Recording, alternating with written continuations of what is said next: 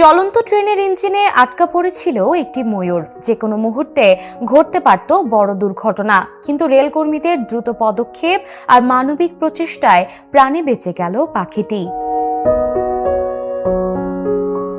ভারতের ভুসাওয়াল বদনেরা ট্রেন শেগাঁও স্টেশনে পৌঁছানোর পর রেলকর্মীদের নজরে আসে অস্বাভাবিক এই বিষয়টি।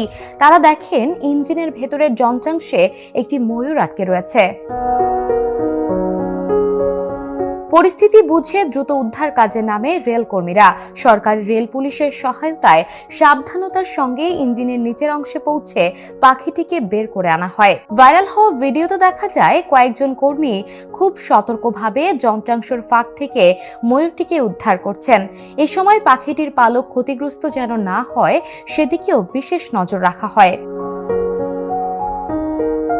ঘটনার ভিডিও ছড়িয়ে পড়ার পর সামাজিক যোগাযোগ মাধ্যমে রেলকর্মীদের প্রশংসা করছেন অনেকেই বলছেন বন্যপ্রাণীর প্রতি এমন সহমর্মিতা আরও বাড়ানো প্রয়োজন।